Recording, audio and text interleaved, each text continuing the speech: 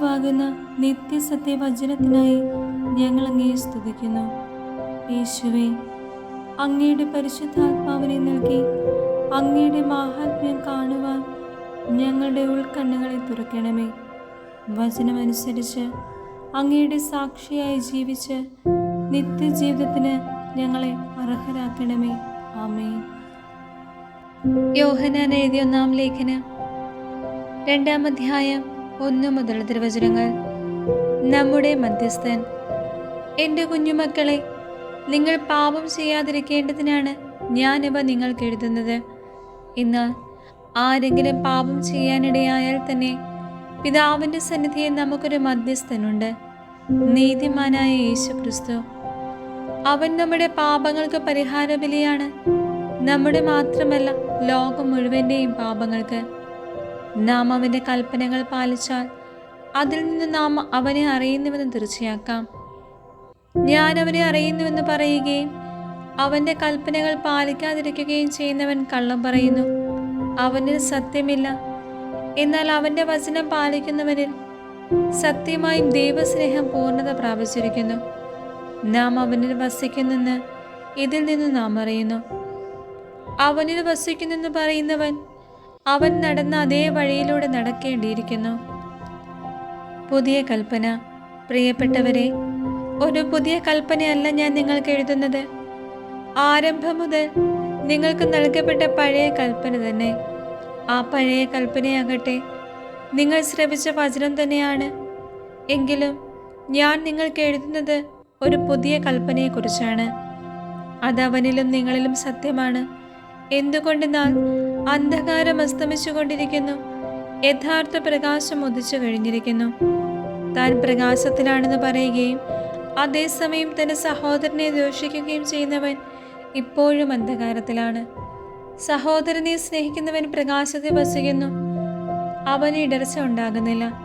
എന്നാൽ തൻ്റെ സഹോദരനെ വെറുക്കുന്നവൻ ഇരുട്ടിലാണ്, അവൻ ഇരുട്ടിൽ നടക്കുന്നു. ഇരുട്ട് അവൻ്റെ കണ്ണുകളെ അന്ധമാക്കിയതിനാൽ എവിടേക്കാണ് പോകുന്നതെന്ന് അവൻ അറിയുന്നില്ല. കുഞ്ഞുമക്കളെ, ഞാൻ നിങ്ങൾക്ക് എഴുതുന്നു, അവൻ്റെ നാമത്തെ പ്രതി നിങ്ങളുടെ പാപങ്ങൾ ക്ഷമിക്കപ്പെട്ടിരിക്കുന്നു. പിതാക്കന്മാരെ, ഞാൻ നിങ്ങൾക്ക് എഴുതുന്നു, ആദ്യം മുതലുള്ളവരെ നിങ്ങൾ അറിയുന്നു. യുവാക്കന്മാരെ, ഞാൻ നിങ്ങൾക്ക് എഴുതുന്നു, ദുഷ്ടനെ നിങ്ങൾ ജയിച്ചിരിക്കുന്നു. കുഞ്ഞുങ്ങളെ, ഞാൻ നിങ്ങൾക്ക് എഴുതുന്നു, പിതാവിനെ നിങ്ങൾ അറിയുന്നു. പിതാക്കന്മാരെ, ഞാൻ നിങ്ങൾക്ക് എഴുതുന്നു, ആദ്യം മുതലുള്ളവനെ നിങ്ങൾ അറിയുന്നു. യുവാക്കന്മാരെ, ഞാൻ നിങ്ങൾക്ക് എഴുതുന്നു, നിങ്ങൾ ശക്തന്മാരാണ്. ദൈവത്തിൻ്റെ വചനം നിങ്ങളിൽ വസിക്കുന്നു, നിങ്ങൾ ദുഷ്ടനെ ജയിക്കുകയും ചെയ്തിരിക്കുന്നു. ലോകത്തെയോ ലോകത്തിലുള്ള വസ്തുക്കളെയോ നിങ്ങൾ സ്നേഹിക്കരുത്. ആരെങ്കിലും ലോകത്തെ സ്നേഹിച്ചാൽ പിതാവിൻ്റെ സ്നേഹം അവനിൽ ഉണ്ടായിരിക്കുകയില്ല. എന്തെന്നാൽ ജഡത്തിൻ്റെ ദുരാശ, കണ്ണുകളുടെ ദുരാശ, ജീവിതത്തിൻ്റെ അഹന്ത, ഇങ്ങനെ ലോകത്തിലുള്ളതൊന്നും പിതാവിൻ്റേതല്ല, പ്രത്യുത ലോകത്തിൻ്റെതാണ്. ലോകവും അതിൻ്റെ മോഹങ്ങളും കടന്നു പോകുന്നു, ദൈവഹിതം പ്രവർത്തിക്കുന്നവനാകട്ടെ എന്നേക്കും നിലനിൽക്കുന്നു. ക്രിസ്തുവിൻ്റെ വൈരികൾ. കുഞ്ഞുങ്ങളെ, ഇത് അവസാന മണിക്കൂറാണ്. അന്ത്യക്രിസ്തു വരുന്നു എന്ന് നിങ്ങൾ കേട്ടിട്ടുണ്ടല്ലോ. ഇപ്പോൾ തന്നെ അനേകം വ്യാജ ക്രിസ്തുമാർ പ്രത്യക്ഷപ്പെട്ടിട്ടുണ്ട്.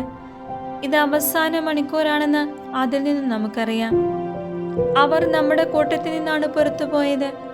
അവർ നമുക്കുള്ളവരായിരുന്നില്ല. നമുക്കുള്ളവരായിരുന്നെങ്കിൽ നമ്മോടുകൂടെ നിൽക്കുമായിരുന്നു. എന്നാൽ അവരാരും നമുക്കുള്ളവരല്ലെന്ന് ഇങ്ങനെ തെളിഞ്ഞിരിക്കുന്നു. പരിശുദ്ധനായവൻ നിങ്ങളെ അഭിഷേകം ചെയ്തിട്ടുണ്ടെന്ന് നിങ്ങൾക്കറിയാമല്ലോ. നിങ്ങൾ സത്യം അറിയായക കൊണ്ടല്ല ഞാൻ നിങ്ങൾക്ക് എഴുതുന്നത്, നിങ്ങൾ സത്യം അറിയുന്നത് കൊണ്ടും വ്യാജമായതൊന്നും സത്യത്തിൽ നിന്നല്ലാത്തത് കൊണ്ടുമാണ്. യേശുവാണ് ക്രിസ്തു എന്നത് നിഷേധിക്കുന്നവനല്ലാതെ മറ്റാരാണ് കള്ളം പറയുന്നവൻ? പിതാവിനെയും പുത്രനെയും നിഷേധിക്കുന്നവനാരോ അവനാണ് അന്ത്യക്രിസ്തു. പുത്രനെ നിഷേധിക്കുന്നവന് പിതാവുമില്ല, പുത്രനെ ഏറ്റുപറയുന്നവന് പിതാവും ഉണ്ടായിരിക്കും. ആരംഭം മുതൽ നിങ്ങൾ ശ്രവിച്ചത് നിങ്ങളിൽ നിലനിൽക്കട്ടെ. അത് നിങ്ങളിൽ നിലനിൽക്കുമെങ്കിൽ നിങ്ങൾ പുത്രനിലും പിതാവിലും നിലനിൽക്കും. അവൻ നമുക്ക് നൽകിയിരിക്കുന്ന വാഗ്ദാനം ഇതാണ്, നിത്യജീവൻ. നിങ്ങളെ വഴിതെറ്റിക്കുന്നവർ നിമിത്തമാണ് ഇത് ഞാൻ നിങ്ങൾക്ക് എഴുതുന്നത്. ക്രിസ്തുവിൽ നിന്നും നിങ്ങൾ സ്വീകരിച്ച അഭിഷേകം നിങ്ങളിൽ നിലനിൽക്കുന്നു. അതിനാൽ മറ്റാരും നിങ്ങളെ പഠിപ്പിക്കേണ്ടതില്ല. അവൻ്റെ അഭിഷേകം എല്ലാ കാര്യങ്ങളെയും കുറിച്ച് നിങ്ങളെ പഠിപ്പിക്കും. അത് സത്യമാണ്, വ്യാജമല്ല. അവൻ നിങ്ങളെ പഠിപ്പിച്ചതനുസരിച്ച് നിങ്ങൾ അവനെ വസിക്കുമേ.